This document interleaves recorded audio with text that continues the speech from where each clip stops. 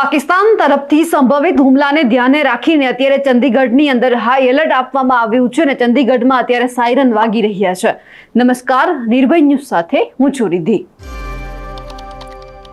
ગત રાત્રે પાકિસ્તાને ભારત ઉપર હુમલો શરૂ કર્યો અને એમાં પણ રાજસ્થાન, પંજાબ અને જમ્મુ કાશ્મીરમાં હુમલો કરવામાં આવ્યો અને પછી ભારતે પણ તેમને જડબાતોડ જવાબ આપ્યો। પરંતુ અત્યારે જે પરિસ્થિતિ સામે આવી રહી છે તેમાં પાકિસ્તાન તરફથી સંભવિત હુમલાને ધ્યાનમાં રાખીને ચંદીગઢમાં હાઈ એલર્ટ આપવામાં આવ્યું છે।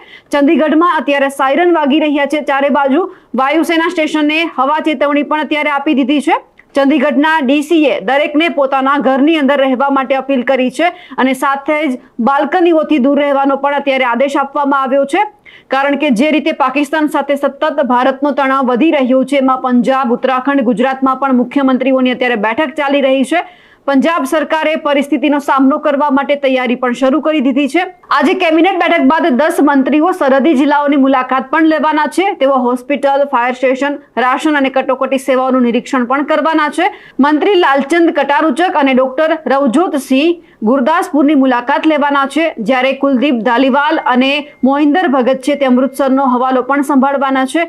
આ માહિતી પંજાબના સીએમઓ દ્વારા પણ આપવામાં આવી રહી છે। પરંતુ અત્યારે જે રીતે આપણે જોયું છે કે કેટલા બધા વિસ્તાર એવા છે કે જ્યાં સમગ્ર બ્લેકઆઉટ દેખાઈ રહ્યું છે। એમાં જમ્મુ કાશ્મીરના જમ્મુ, ઉધમપુર, કિશ્તવાડ, અખનૂર, સાંબા, શ્રીનગર અને અનંતનાગમાં જે બ્લેકઆઉટ છે તે દેખાઈ રહ્યું છે। સાથે જ જો રાજસ્થાનની વાત કરીએ તો બાડમેર, બિકાનેર અને શ્રી ગંગાનગરમાં પણ અત્યારે બ્લેકઆઉટ છે।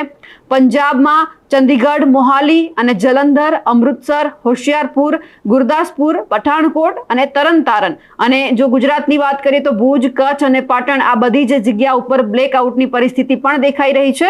પણ ખાસ કરીને જે રીતે આપણે જોયું હતું કે ગઈકાલ રાતથી પૂંછ સેક્ટર છે ત્યાં નિયંત્રણ રેખા પર ગોળીબાર ચાલુ છે અને ચંદીગઢમાં હવાઈ હુમલાનું એલર્ટ પણ અત્યારે આપી દેવામાં આવ્યું છે।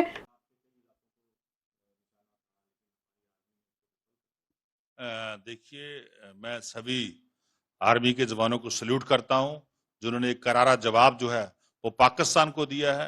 बिल्कुल हम अपने दुश्मन देश को बिल्कुल नहीं छोड़ेंगे। जो भी कार्रवाई मैं समझता मिलिट्री कर रही है वो बिल्कुल सही कर रही है।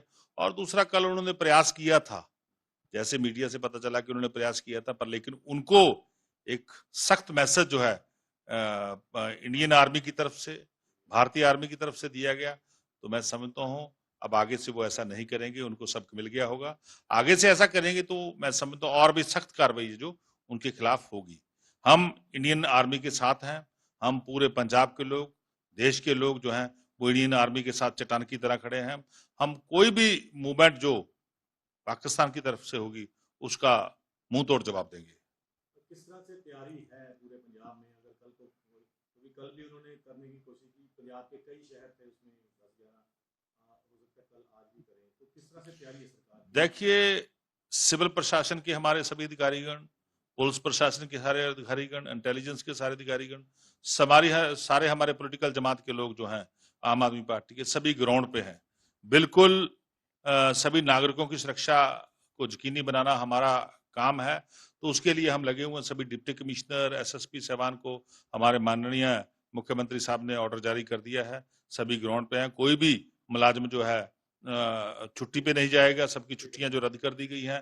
हमारा जो हेल्थ सिस्टम है, हमारा जो सेहत डिपार्टमेंट है, मेडिकल सेवाएं हैं, मेडिकल सेवाओं को और मजबूत कर दिया गया। सभी जितनी भी मेडिसिन होती है, जो भी नेसेसरी अरेंजमेंट होता है वो पूरी तरह कंप्लीट कर लिया गया। किसी को भी हम आंच नहीं आने देंगे। पूरी तरह हम देश के लोगों के साथ खड़े हैं और हमारे देश की मिलिट्री के साथ खड़े हैं और देश के साथ खड़े हैं। बिल्कुल स्कूल 3 दिन के लिए बंद किए हैं, पर लेकिन किसी को पैनिक होने की जरूरत नहीं है, किसी को डरने की जरूरत नहीं है। हम पूरे सुरक्षा के इंतजाम किए हुए हैं और दूसरा, सभी जो भी नेसेसरी चीजें होती हैं वो उनका प्रबंध हमने कर लिया है। ये भी देखा गया कि शहरों में सामान जो महंगा हो गया खाने पीने का, उसको कंट्रोल के लिए डीसी को ऑर्डर दिया। बिल्कुल हमारे सभी ऑफिसर इस पे ध्यान दे रहे हैं कि काला बाजारी पंजाब में ना हो या देश में ना हो। इसके लिए सभी पुख्ता इंतजाम किए। आज मैं समझता हूं जो काला बाजारी करने वाले लोग होंगे उनके खिलाफ सख्त एक्शन होगा, सख्त कार्रवाई होगी। किसी को छोड़ा नहीं जाएगा, बल्कि उनके खिलाफ तो बहुत ही हम सख्त कार्रवाई करेंगे जो भी पंजाब में काला बाजारी करेगा। तो जो आम लोगों को है कंट्रोल रेट पे जो रेट जो है ऑलरेडी चल रहा है, कंट्रोल रेट पे जो सामान चल रहा है उसको हम यकीनी बनाएंगे, उसको सुनिश्चित करेंगे कि पूरा मिलता रहे। कल रात भी ब्लैकआउट कर दिया गया था, तब पूरे सुरक्षित रहे, इसका भी पूरे इंतजाम है? मैं समझता हूँ जब भी ब्लैकआउट होता है तो सबको जो सरकार की गाइडलाइन है उनको मानना चाहिए सभी नागरिकों को, क्योंकि गाइडलाइन उनकी सुरक्षा के लिए जारी करी गई है, तो हमें सभी को मानना होगा। कल भी हुआ था, रात भी हुआ, तो अब भी हुआ है, अभी भी हुआ है। जब भी होता है तो सभी नागरिक जो है, मैं समझता हूँ हमारी जितनी भी इंस्ट्रक्शन जारी हुई है उनको मानते हैं।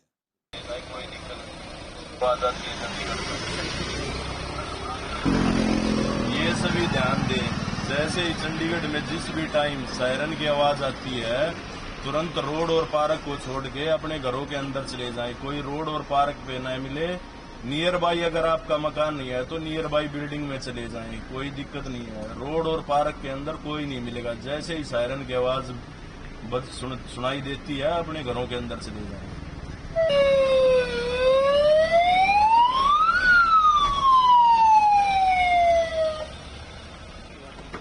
चलो हो गई, बोलो ना यार।